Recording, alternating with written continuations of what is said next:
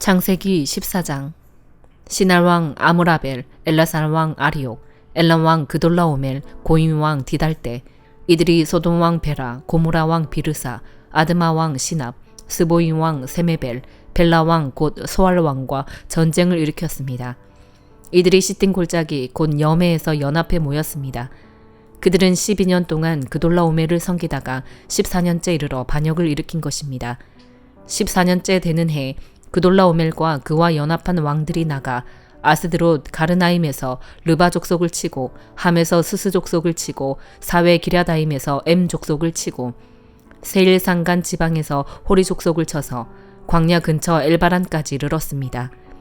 그리고 그들이 돌이켜서 엠미스밭 곧 가데스에 이르러 아말렉 족속의 모든 영토와 하사손 다말에 사는 아모리 족속을 정복했습니다.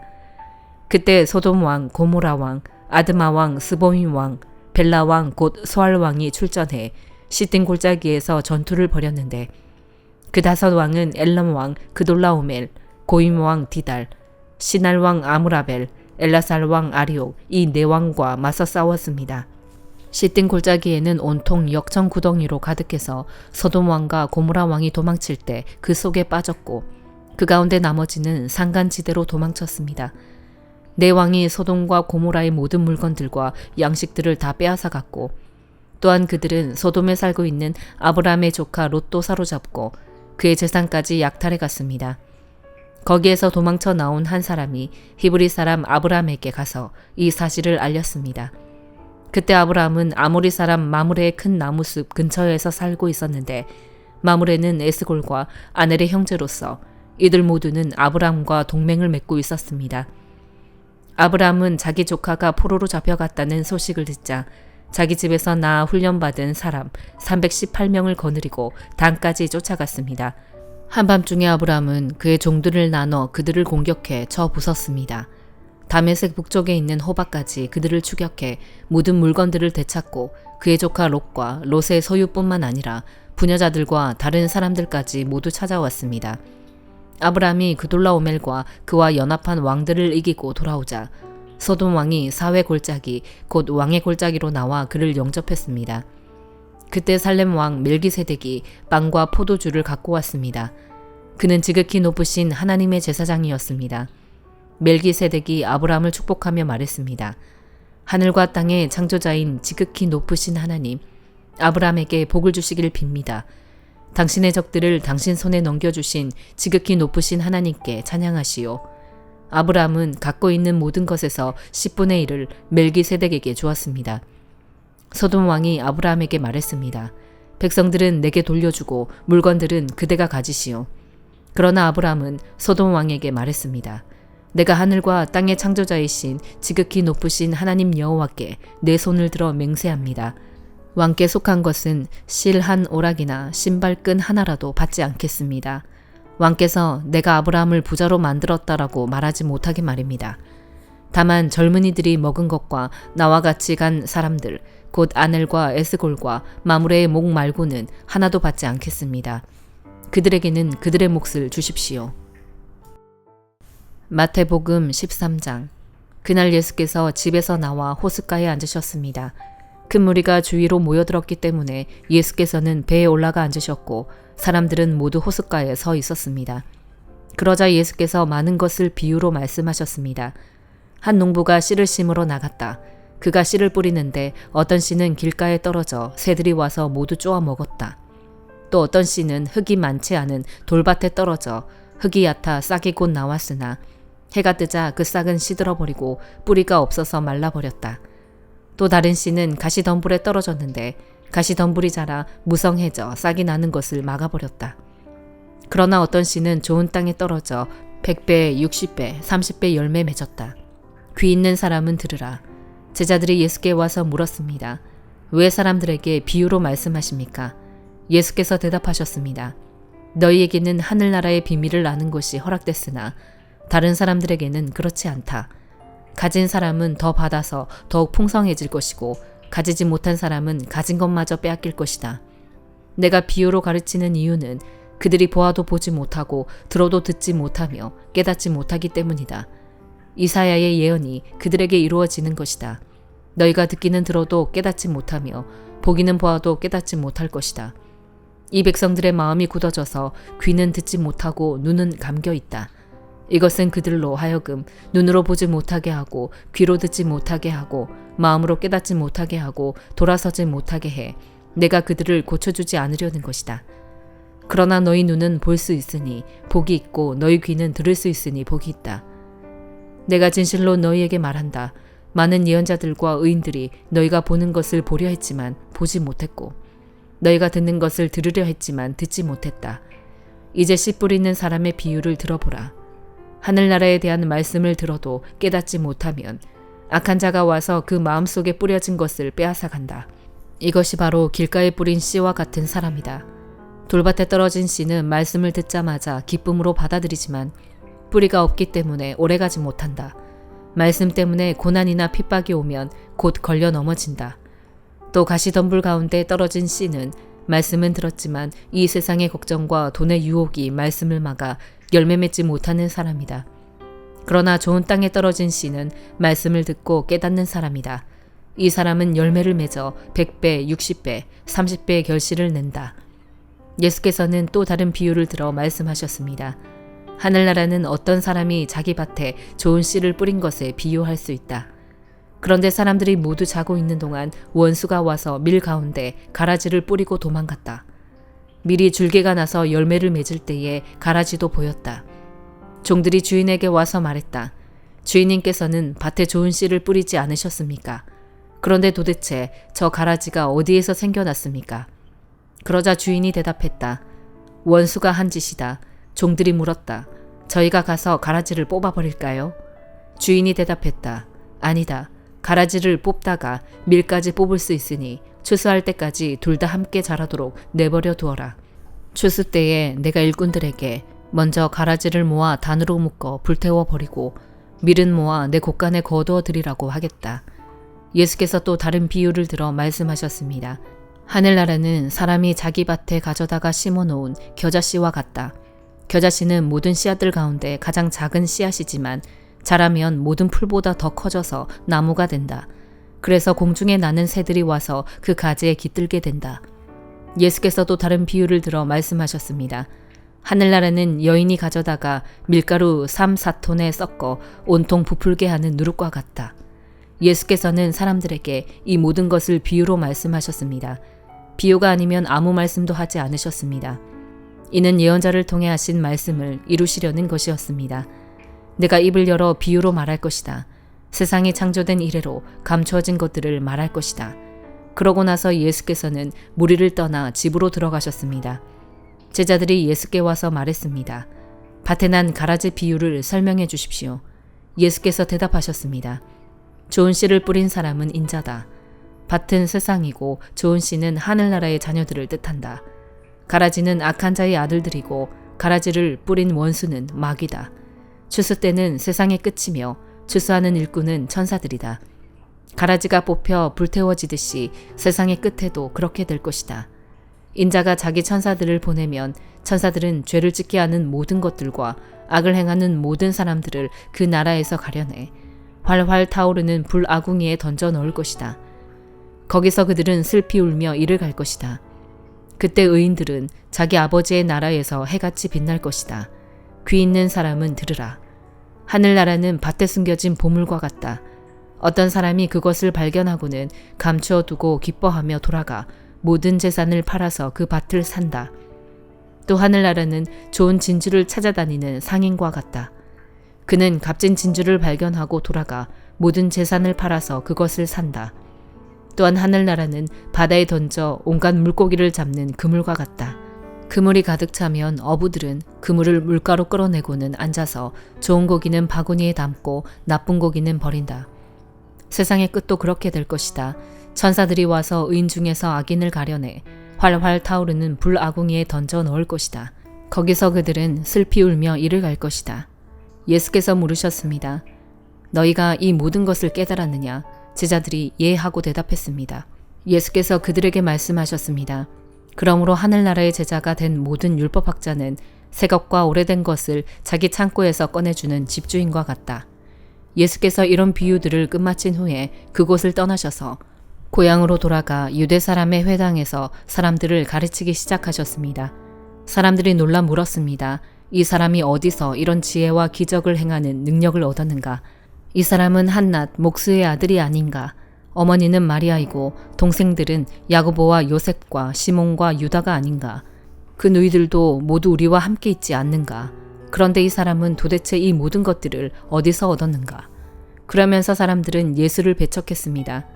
그러자 예수께서 그들에게 말씀하셨습니다. 예언자는 자기 고향과 자기 집에서는 배척당하는 법이다. 예수께서는 그곳에서 기적을 많이 베풀지 않으셨습니다.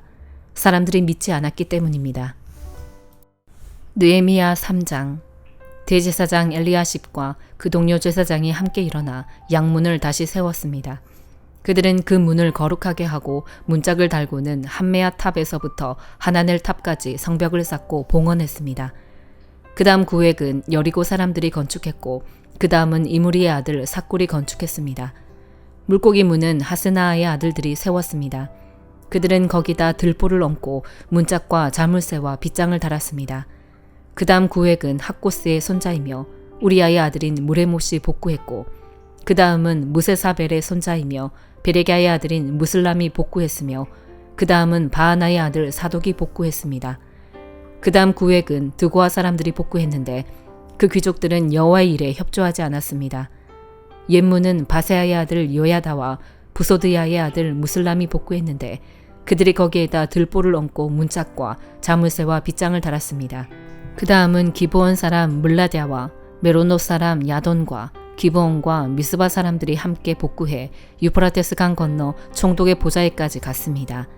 그 다음 구획은 금세공인 할헤야의 아들 우시엘이 복구했고 그 다음은 향수 제조업자인 하나냐가 복구했습니다. 이렇게 해 그들은 넓은 벽에 이르기까지 성을 복원해 놓았습니다. 그 다음 구획은 예루살렘의 반쪽 구역의 통치자이며 후르의 아들인 르바야가 복구했고 그 다음은 하루마베 아들 여다야가 자기 집 맞은편을 복구했으며 그 다음은 하삼느야의 아들 핫두스가 복구했습니다. 그 다음 구획과 풀무탑은 하림의 아들 말기야와 바모압의 아들 핫숲이 복구했으며 그 다음 구획은 예루살렘의 반쪽 구역의 통치자이며 할로헤스의 아들인 살룸과 그 딸들이 복구했습니다. 골짜기 문은 한움과 사노아 주민이 복구했는데 거기에다 그들이 문을 다시 세우고 문짝과 자물쇠와 빗장을 달았습니다. 그들은 또한 거름문까지 성벽 1000규빗을 복구했습니다. 거름문은 베카게렘 지방의 통치자이며 레갑의 아들인 말기야가 복구해 문을 다시 세우고 문짝과 자물쇠와 빗장을 달았습니다. 샘문은 미스바 지방의 통치자이며 고로세의 아들인 살룬이 복구해 문을 다시 세우고 그 위에 지붕을 올리고는 문짝과 자물쇠와 빗장을 달았습니다. 그는 또한 왕의 궁정 옆에 있는 실로암 못의 성벽을 다윗의 성에서 내려오는 계단까지 복구했습니다. 그 다음은 벳술 지방의 반쪽 구역의 통치자이며 아수복의 아들인 느헤미야가 다윗의 무덤 맞은편에서부터 인공목과 영웅의 집까지 복구했습니다. 그 다음은 레위 사람인 바니의 아들 르훔이 복구했고 그 다음은 그일라의 반쪽 구역을 통치하는 하사베아가 자기 지방을 복구했습니다. 그 다음은 그일라의 나머지 반쪽 구역의 통치자이며 헤나다스의 아들인 바웨가 그 친척들과 함께 복구했습니다. 그 다음은 미스바의 통치자이며 예수아의 아들인 에셀이 무기고로 올라가는 곳의 맞은편부터 성의 굽은 곳까지 그 다음 구획을 복구했고 그 다음은 사베의 아들 바룩이 성의 굽은 곳부터 대제사장 엘리야십의 집 입구까지 그 다음 구획을 열심히 복구했습니다. 그 다음은 학고스의 손자이며 우리아의 아들인 무레못이 엘리야십의 집 입구에서부터 그 집 끝까지 그 다음 구획을 복구했습니다. 그 다음은 그 주변 지역에 사는 제사장들이 복구했고 그 다음은 베냐민과 핫숲이 자기들 집 앞을 복구했으며 아나냐의 손자이자 마아세야의 아들인 아사랴가 자기 집 주변을 복구했습니다. 그 다음은 헤나닷의 아들 빈누이가 아사랴의 집부터 성의 굽은 곳을 지나 성의 모퉁이까지 그 다음 구획을 복구했습니다. 또한 우세이의 아들 발랄은 성 모퉁이 맞은편과 경호대 근처 왕궁 위에 돌출탑을 복구했고 그 다음은 바로스의 아들 부다야가 복구했으며 오벨 언덕에 사는 느디님 사람들이 동쪽으로 난 물문 맞은편과 돌출탑까지 복구했습니다. 그 다음으로 드고아 사람들이 큰 돌출탑에서부터 오벨 성벽까지의 담 구획을 복구했습니다. 말문 위로는 제사장들이 각각 자기 집 앞을 복구했고 그 다음은 임멜의 아들 사독이 자기 맞은편을 복구했습니다. 그 다음은 동문지기 스가냐의 아들 스마야가 복구했습니다. 그 다음은 슬레미아의 아들 하나냐와 살랍의 여섯째 아들 하눈이 그 다음 구획을 복구했습니다. 그 다음으로는 베레갸의 아들 무슬람이 자기 방 앞을 복구했습니다. 그 다음은 금세공인 말기야가 복구해 한밑갓 문 맞은편 느디님 사람들과 상인들의 집과 성 모퉁이 다락방까지 갔고 성 모퉁이 다락방 양문 사이는 금세공인들과 상인들이 복구했습니다. 사도행전 13장. 안디옥 교회에는 예언자들과 교사들이 있었습니다. 그들은 바나바, 니게르라고 하는 시므온, 구레네 사람 루기오, 분봉왕 헤롯 안티파스와 어릴 때부터 함께 자란 마나엔 그리고 사울이었습니다. 그들이 주께 예배드리며 금식하고 있을 때 성령께서 그들에게 너희는 바나바와 사울을 따로 세워 내가 그들에게 맡긴 일을 하게 하라 라고 말씀하셨습니다. 그래서 그들은 금식하며 기도한 후 바나바와 사울에게 손을 얹고 그들을 보냈습니다. 그 두 사람은 성령의 보내심을 받아 실루기아로 내려갔다가 거기서 배를 타고 키프로스로 가게 됐습니다. 그들이 살라미에 이르러서는 유대 사람의 여러 회당에서 하나님의 말씀을 선포했습니다. 요한이 동행하며 그들을 도왔습니다. 그들이 그 섬을 가로질러 바보에 도착했습니다. 거기서 그들은 바 예수라는 사람을 만났는데 그는 유대 사람 마술사여 거짓 예언자로서 총독 서기오 바울 곁에 함께 있는 사람이었습니다. 지성적이었던 총독은 하나님의 말씀을 듣고 싶어 바나바와 사울에게 사람을 보냈습니다. 그러나 엘루마라고도 하는 이 마술사가 그들을 막으며 총독이 믿음을 갖지 못하게 하려고 애를 썼습니다. 그러자 바울이라고도 하는 사울이 성령 충만한 가운데 엘루마를 뚫어지게 쳐다보며 말했습니다. 이 마귀의 자식아, 너는 모든 의의 원수로다. 너는 갖은 속임수와 거짓으로 가득 차 있구나. 주의 바른 길을 어지럽게 하는 일을 그치지 못하겠느냐. 이제 주의 손이 너를 치심으로 네 눈이 멀어 얼마 동안 햇빛을 보지 못할 것이다. 그러자 즉시 안개와 어둠이 그를 덮쳤고 그는 이리저리 더듬으며 자기 손을 잡아 이끌어줄 사람을 찾았습니다. 이 일을 보자 총독이 믿게 됐고 주에 관한 가르침에 그저 놀랄 뿐이었습니다. 바울과 그 일행은 바보에서 배를 타고 밤빌리아에 있는 버가에 이르렀습니다. 그곳에서 요한은 그들과 헤어져 예루살렘으로 돌아갔습니다. 그들은 버가에서 더 나아가 비시디아 안디옥으로 갔습니다. 그리고 안식일이 돼 회당에 들어가 앉았습니다. 율법서와 예언자들의 글을 낭독한 뒤에 회당 지도자들이 바울과 바나바에게 전가를 보내 형제들이여 이 사람들에게 권면해 줄 말씀이 있으면 하시오라고 했습니다. 바울이 일어나 손짓하며 말했습니다. 이스라엘 사람들 또 하나님을 경외하는 이방 사람들이여 내 말을 들으십시오. 이스라엘 백성의 하나님께서는 우리 조상들을 선택하셔서 이 민족이 이집트 땅에 사는 동안 큰 민족이 되게 하시고 큰 권능으로 그들을 그 나라에서 이끌어내셨습니다. 광야에서 40년 동안 그들의 소행을 참으시고 가나안 땅의 7민족을 멸하셔서 그 땅을 이스라엘 백성들에게 유업으로 주셨습니다. 이 모든 일은 450년에 걸쳐 일어났습니다. 그 뒤 하나님께서는 그들에게 예언자 사무엘 시대까지 사사들을 세워주셨습니다. 그 후 이 백성들이 왕을 요구하자 하나님께서 베냐민 지파 기스의 아들 사울을 주어 40년 동안 다스리게 하셨습니다. 그리고 사울을 패하신 하나님께서는 다윗을 그들의 왕으로 세우셨습니다. 다윗에 대해 증언하시기를 내가 이새의 아들 다윗을 보니 내 마음에 꼭 맞는 사람임을 알았다. 내가 바라는 모든 것을 그가 이룰 것이다 라고 하셨습니다. 하나님께서는 약속하신 대로 다윗의 자손 가운데 구세주를 이스라엘에게 보내주셨는데 그 사람이 바로 예수입니다. 예수께서 오시기 전에는 요한이 이스라엘 모든 백성들에게 회개의 세례를 선포했습니다. 그리고 요한은 자기 사역을 끝마칠 무렵 너희는 나를 누구라고 생각하느냐? 나는 그리스도가 아니다. 그러나 그리스도는 내 뒤에 오실 것인데 나는 그분의 신발끈을 풀 자격도 없는 사람이다 라고 말했습니다. 아브라함의 자손인 형제들이여 그리고 하나님을 경외하는 이방 사람들이여 하나님께서 이 구원의 말씀을 우리에게 보내주셨습니다. 예루살렘에 사는 사람들과 그 지도자들은 예수를 알아보기는커녕 오히려 예수를 정죄해 안식일마다 읽는 예언자들의 말씀을 그대로 이루었습니다. 그들은 사형을 선고할 근거를 전혀 찾지 못했음에도 예수를 죽여달라고 빌라도에게 요구하고 예수에 관해 성경에 기록된 모든 말씀대로 행한 뒤 예수를 나무에서 끌어내려 무덤에 묻었습니다. 그러자 하나님께서는 죽은 사람들 가운데서 예수를 살리셨습니다. 그 후 여러 날 동안 예수는 갈릴리로부터 예루살렘까지 자기와 동행했던 사람들에게 나타나셨습니다. 그들이 바로 지금 백성들에게 예수에 대해 증언하는 사람들입니다. 우리도 여러분에게 하나님께서 우리 조상들에게 약속하신 좋은 소식을 전하고자 합니다. 하나님께서는 예수를 살리심으로써 그들의 자손인 우리에게 그 약속이 이루어지게 하셨습니다. 이것은 시편 2편에 기록된 것과 같습니다. 너는 내 아들이다. 오늘 내가 너를 낳았다. 하나님께서는 죽은 사람들 가운데서 예수를 다시 살리시고 썩지 않게 하셨는데 이것은 내가 다윗에게 약속한 거룩하고 확실한 복을 너희에게 줄 것이다 라고 말씀하셨던 것입니다. 또 다른 시편에도 기록되어 있습니다. 주께서는 주의 거룩하신 분을 썩게 내버려 두지 않으실 것입니다. 다윗은 한평생 하나님의 뜻을 잘 받들다 결국 잠들어 자기 조상들과 함께 묻혔고 그 시체는 썩고 말았습니다. 그러나 하나님께서 죽은 사람들 가운데서 살리신 분은 썩지 않으셨습니다. 그러므로 내 형제들이여 예수를 통해 죄의 용서를 받을 수 있다는 소식이 여러분에게 선포되고 있음을 알기 바랍니다.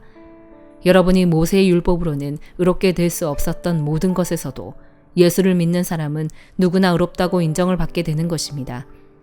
그러므로 예언자들이 말한 것이 여러분에게 일어나지 않도록 조심하십시오.